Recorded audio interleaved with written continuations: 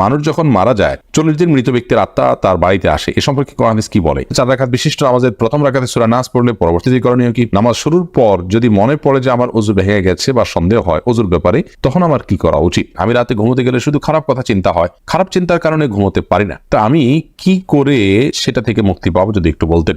আমি রাগ নিয়ন্ত্রণ করতে পারি না, এর জন্য প্রতিনিয়ত অনেক সমস্যার সম্মুখীন হয়, কিভাবে রাগ নিয়ন্ত্রণ এবং ধৈর্য ধারণ করতে পারি একটু যদি বলতেন। রাস্তার কাদা কাপড়ে লাগলে সেই কাদা নিয়ে কি নামাজ পড়া যাবে? 4 রাকাত ফরজ নামাজের শেষ 2 রাকাত অনেক সময় সূরা ফাতিহার সাথে অন্য কোনো সূরা পড়ে ফেলি, এক্ষেত্রে নামাজ কি সঠিক হবে? কিভাবে মেধা বাড়াতে পারি? ঘরের মধ্যে জীবজন্তুর ছবি থাকে, এবার ইসলাম কি বলে? জন্ম মাসে বিয়ে করা যায় না, এটা কি ঠিক? চলুন আর দেরি না করে আপনাদের প্রশ্নের উত্তর দেওয়ার আলোকিত ভবনে আমরা প্রবেশ করে যাই।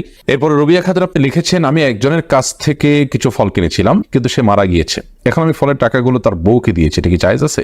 জি, তার পরিবারকে আপনি দিয়েছেন, তার যদি ছোট ছোট সন্তান থাকে স্ত্রী তাদের দেখভাল করে, সেই হিসাবে এগুলো সন্তানদের হক, স্ত্রীর কাছে দিয়েছেন, এটা জায়েজ আছে।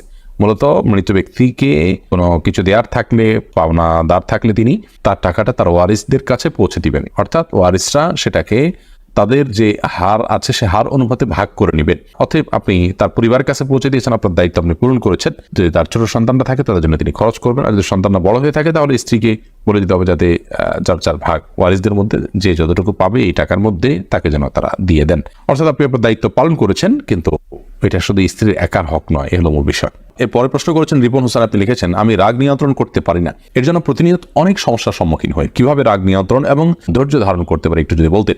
আউযু বিল্লাহি মিনাশ শাইতানির রাজীম, এটা পড়বেন। রাগ উঠলে দাঁড়ানো অবস্থা রাগ উঠলে বসে যাবেন, বসা অবস্থা রাগ উঠলে শুয়ে যাবেন, সম্ভব হলে একটু উজু করে নেবেন, এগুলোর মাধ্যমে আপনি অবস্থার পরিবর্তন করবেন, জায়গা পরিবর্তন করবেন, ইনশাআল্লাহ রাগ কিছুটা কমে যাবে। আর নিয়মিত আপনার বদমেজাজ হয় সেটা নিয়ন্ত্রণ করার জন্য খাবারে আপনি আউযু বিল্লাহি মিনাশ শাইতানির রাজীম পড়ে 7 বার পড়ে ফু দিয়ে খাবার পানীয় এগুলো গ্রহণ করবেন, ইনশাআল্লাহ আল্লাহ তাআলা আপনার রাগকে নিয়ন্ত্রণ করার তৌফিক দিবেন। ধৈর্যশীল মানুষের সংস্রবে থাকবেন, তারা কিভাবে ধৈর্য ধারণ করে এগুলো যত দেখবেন আপনার মধ্যে ধৈর্য ধরার প্রবণতা আসবে ইনশাআল্লাহ তাআলা। মোহাম্মদ হাসান ভাই আপনি লিখেছেন, 4 রাকাত ফরজ নামাজের শেষ 2 রাকাত অনেক সময় সূরা ফাতিহার সাথে অন্য কোনো সূরা পড়ে ফেলি, এক্ষেত্রে নামাজ কি সঠিক হবে? 4 রাকাত নামাজে ফরজ নামাজের শেষ 2 রাকাতে যদি আপনি অন্য সূরা পড়ে ফেলেন তাতে আপনার নামাজ হয়ে যাবে, নামাজ হবে না, পেটে এরকম নয়। জান্নাতুল ফেরদাউসী আপনি লিখেছেন, মানুষ যখন মারা যায় 40 দিন মৃত ব্যক্তির আত্মা তার বাড়িতে আসে, এ সম্পর্কে কোরআন হাদিস কি বলে? না ভাই, এরকম কোনো কথা নেই। মানুষের আত্মা বাড়িতে আসার মতো কোনো কথা কোরআন হাদিস দ্বারা প্রমাণিত নয়, এগুলো বরং হিন্দু ধর্মাবলম্বীদের বিশ্বাসের অংশ। তারা কোনো কোনো ক্ষেত্রে মৃত ব্যক্তির আত্মা বাড়িতে আসে, বিভিন্ন রূপ ধারণ করে আসে, ভয় দেখায় বা নানা রকমের কথা তাদের মধ্যে প্রচলিত আছে। একজন মুসলমান কখনো এই বিশ্বাস ধারণ করতে পারেন না, বরং একজন মানুষের মৃত্যুর পর তার আর ফিরে আসার কোনো সুযোগ থাকে না, সেটা কোনোভাবেই না। বিধায় এগুলো আমাদের সমাজে প্রচলিত কুসংস্কারের অংশ যে কোনো মানুষের মৃত্যুর পর তিনি আবার উঠোনে আসেন, বাড়িতে আসেন, বিভিন্ন রূপ ধারণ করে আসেন, বিভিন্ন দিনে আসেন, এতদিন পরে আসেন, ইত্যাদি ইত্যাদি। এগুলোর কোনো ভিত্তি কোন হাদিস দ্বারা প্রমাণিত নয়। এম জাহিদ হাসান আপনি লিখেছেন, জন্ম মাসে বিয়ে করা যায় না, এটা কি ঠিক? এটা সম্পূর্ণ বেঠিক কথা, এরকম কোনো কথা নেই। জন্ম মাসে বা জন্মের দিনে বিয়ে করতে কোনো বাধা নেই। কৌশিক সরকার আপনি লিখেছেন, কিভাবে মেধা বাড়াতে পারি? দেখুন, মেধা আল্লাহ তাআলার দান, সেটার জন্য আপনি দোয়া করবেন, নিজের মেধার অপচয় যেন না হয়, অন্য কাজে মেধার ব্যবহার না হয় সেদিকটা চেষ্টা করবেন। আজকাল বিশেষ করে প্রয়োজনের সাথে অপ্রয়োজনীয় কাজে নিজের মেধার ব্যবহার অতিরিক্ত হওয়ার ফলশ্রুতিতেও আমাদের যেখানে মেধার বিকাশ দরকার সেই জায়গাটা সেভাবে হয় না, অতএব সে অপচয়টা আমরা রোধ করার দরকার। সে সাথে আল্লাহ তাআলার কাছে দোয়াও করতে পারেন, সাধারণ দোয়া করবেন আল্লাহ তাআলার কাছে, আল্লাহ যেন মেধা বাড়িয়ে দেন। রিয়াজ চৌধুরী আপনি লিখেছেন, নামাজ শুরুর পর যদি মনে পড়ে যে আমার ওযু ভেঙে গেছে বা সন্দেহ হয় ওযুর ব্যাপারে, তখন আমার কি করা উচিত? নামাজ শুরুর পর যদি আপনার ওযু ভেঙে যায় তাহলে এক হিসেব, যদি সন্দেহ হয় তাহলে আরেক হিসেব। যদি আপনার ওযু ভেঙে যায় তাহলে ওই অবস্থায় আপনি গিয়ে ওযু করে যেই জায়গায় ছিলেন সালাতে সেই জায়গা থেকে আপনি কন্টিনিউ করতে পারবেন, কারোর সাথে কথাবার্তা বলবেন না, শুধু ওযু করে এসে সাথে সাথে সালাত শুরু করবেন, মাঝখানে অন্য কোনো কাজ করবেন না।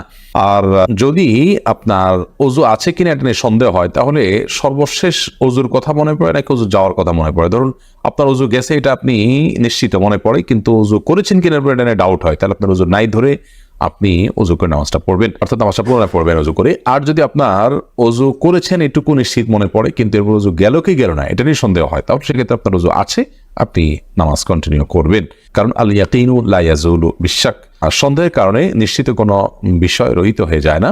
আপনি ওযু করেছেন এটি নিশ্চিত, এরপরে ওযু গেছে কি যায়নি সেটা নিয়ে সন্দেহ আছে, তাহলে এটাকে আর কেয়ার করার দরকার নেই।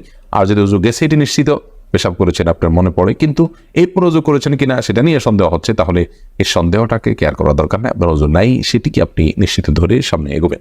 শুক্কুর এআইডি থেকে লিখেছেন, ঘরের মধ্যে জীবজন্তুর ছবি থাকে, এবার ইসলাম কি বলে? যদি ড্রয়ারে থাকে, অন্য কোথাও থাকে, প্রয়োজনীয় ছবি থাকে, সেটা জায়েজ আছে, কিন্তু ওয়ালে বা অন্য কোথাও যদি টাঙিয়ে রাখেন সেটা জায়েজ না, এবং সেখানে রহমতের ফেরেশতা আসবে না। নবী করিম সাল্লাল্লাহু আলাইহি ওয়াসাল্লাম বলেছেন বুখারীর হাদিসে, লা তাদখুলুল মালায়েকাতু বাইতান ফিহি কালবুন আও সূরা, কোন বাসায় যদি কুকুর বা মানুষের বা কোনো প্রাণীর আকৃতি থাকে, অর্থাৎ টাঙানো থাকে, প্রকাশ্য থাকে, তাহলে সেক্ষেত্রে সেখানে আল্লাহ রহমতের ফেরেশতা প্রবেশ করবে না। এই কারণে এটি কোনো মুসলমানের জন্য জায়েজ নয়। আশরাফুল ইসলাম বিপ্লব আপনি লিখেছেন, আমি রাতে ঘুমোতে গেলে শুধু খারাপ কথা চিন্তা হয়, খারাপ চিন্তার কারণে ঘুমোতে পারি না, তো আমি কি করে সেটা থেকে মুক্তি পাবো যদি একটু বলতেন। খারাপ কথার ধরনটা কি ভাই বিপ্লব, সেটা বলতে পারলে বোধহয় আমরা আপনাকে সহযোগিতা করতে পারতাম একটু ভালোভাবে। খারাপ কথার মানে যদি হয় যে আপনি বিভিন্ন পাপ এর কল্পনা জল্পনা করেন, তাহলে সেক্ষেত্রে তো আপনি কল্পনা জল্পনার কথা মাথায় আসার সঙ্গে সঙ্গে আল্লাহর ভয়ে, আল্লাহর কাছে পকড়াওর ভয়ে আপনি সরে আসবেন। ইচ্ছাকৃতভাবে মনে মনে জেনার কল্পনা করা, চিন্তা করা, এগুলো তো হারাম।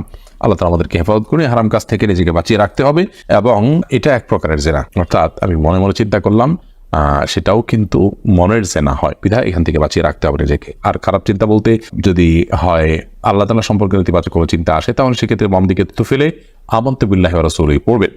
আর মনে রাখবেন, এই আল্লাহ সম্পর্কে বাজে চিন্তা আসলে এটা আপনার একটা ইন্ডিকেট যে আপনার মধ্যে ঈমান আছে, শয়তান আপনাকে ঈমান হারা করার চেষ্টা করছে, অর্থাৎ আপনি শয়তানের উপস্থিতি এখানে টের পেয়ে আল্লাহর প্রতি আরো ঈমানকে শক্তভাবে আপনি ধারণ করতে পারেন ইনশাআল্লাহ। তার রায়হান মিয়া আপনি লিখেছেন, 4 রাকাত বিশিষ্ট নামাজের প্রথম রাকাতে সূরা নাস পড়লে পরবর্তীতে করণীয় কি? পরবর্তী রাকাতে আপনি সূরা নাসও পড়তে পারেন, আর যদি পেছনে সূরা পড়ে ফেলেন তাতেও আপনার নামাজ হয়ে যাবে। কখনো এরকম কালে বদলে হতে পারে, ইচ্ছাকৃত এরকম করলে সেটা অনুচিত হবে, মাকরুহ হবে। মুহসিন আইডি থেকে আপনি লিখেছেন, রাস্তার কাদা কাপড়ে লাগলে সেই কাদা নিয়ে কি নামাজ পড়া যাবে? রাস্তার যে কাদা আছে এটা কাপড় লাগলে নামাজ পড়তে পারেন, কারণ এটা নাপাক নয়, অপরিচ্ছন্ন হলো নাপাক নয়। ফারিয়া আপনি লিখেছেন, স্বামী যদি ব্যাংকে ডিপিএস করে তারপর ওই টাকা উঠানোর পর সংসারে খরচ করে, তাহলে কি স্ত্রী হিসাবে জেনে শুনে সে টাকা খাওয়া যাবে? যদি পরিপূর্ণভাবে হারাম এরকম কোনো উপার্জন স্বামী নিয়ে আসেন এবং আপনার কাছে বিকল্প না থাকে, তাহলে অন্য উপায় হিসাবে আপনি তার অধীনস্থ হিসাবে এটি আপনি ভোগ করতে পারেন। কিন্তু সেক্ষেত্রে নিয়মিত এরকম করলে আপনার বিকল্প হালাল উপার্জনের পথ বা হালাল ভাবে জীবন ধারণের পথ আপনার খোঁজার চেষ্টা করা উচিত।